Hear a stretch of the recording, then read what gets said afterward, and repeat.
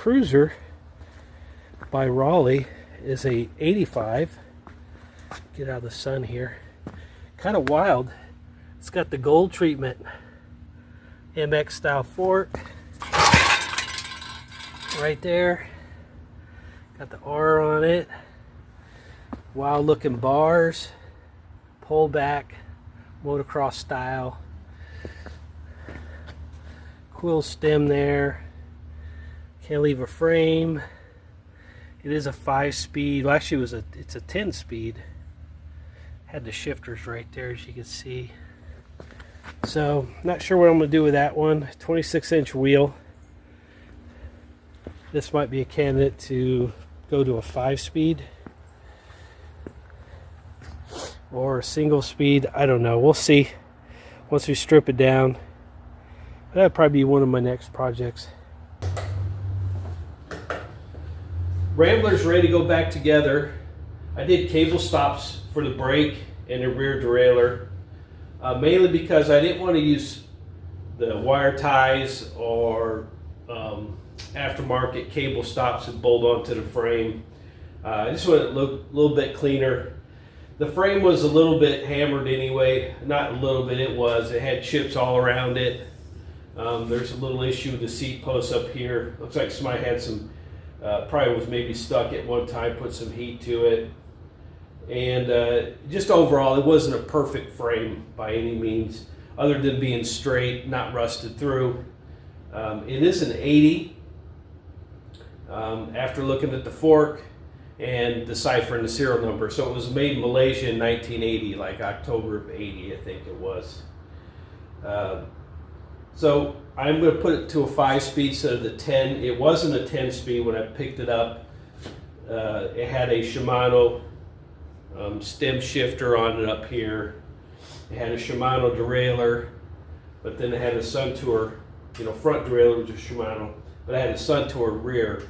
And I don't ever know bike manufacturers to mix match drivetrains like that. And everything I've read, these are only 5-speeds or single speeds. So I'm gonna put it back to a 5-speed, but I did run some cabling stops, like I said. So it'll be a lot cleaner looking, especially, and it'll be a lot more positive shifting too. So I just gotta clean some wheels up, and got my parts already in, and looking forward to building this one. Here's a quick breakdown of what we're going to put on. We're going to put on this snowflake copy of a chain ring. It's a 44. Well, it's a 46. This one, it came off that Spirit. Same with the crank. It's a 165 Japanese stamped. Got a new chain for it. We're going to go with a period correct or a Suntour GT. I think this is the one that came off of it. The fork's original. Handlebars original with the stem. Got some different grips. I found a fluted old school seat post. Got an aftermarket seat. Trying this seat out. It's something I pick off Amazon. And clean the brakes up, the Wymans, and got a brake cable there. New brake, brake housing and derailleur housing. So we're ready to put this thing together and get her back on the road.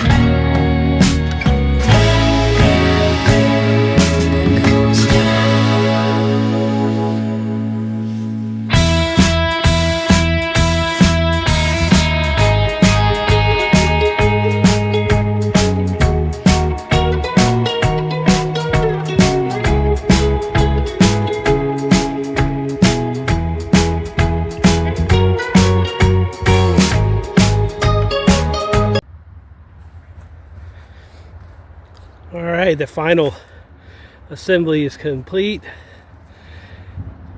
I just took it around the block. Rides really nice. It's heavy though. So this is a 1980 Rambler by Raleigh.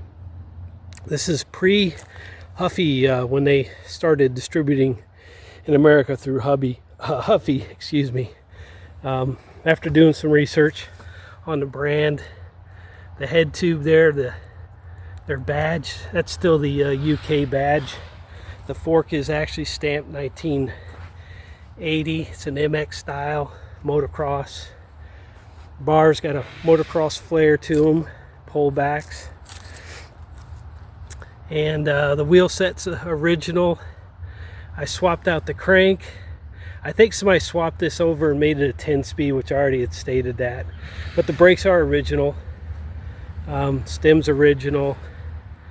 And put a new seat post.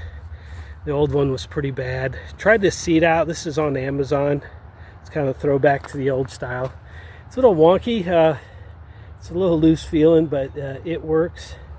Pedals are just a Bear Trap KKTs. These are from an 80s, I think a mountain bike.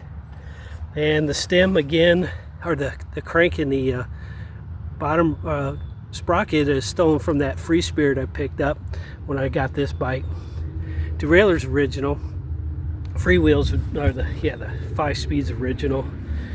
I just cleaned it up. The tires are even original. Actually, when I started putting some pressure on them, I think they started splitting a little bit, but they're rideable. It's just a really comfortable bike. It's got a 22-inch top tube. This frame is only 16 inches. It turned out pretty good.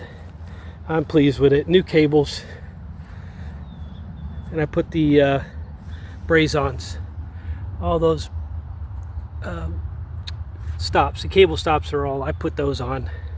Frame was already kind of beat up pretty good, so I sprayed a little paint on it after I burnt the paint off to brazing. Well, thanks for watching. This is pretty long build because of the frame mods I had to do to it to get the cables to work. So please subscribe. Thanks for tuning in, and we'll have some more builds in the future. HoosierCycles.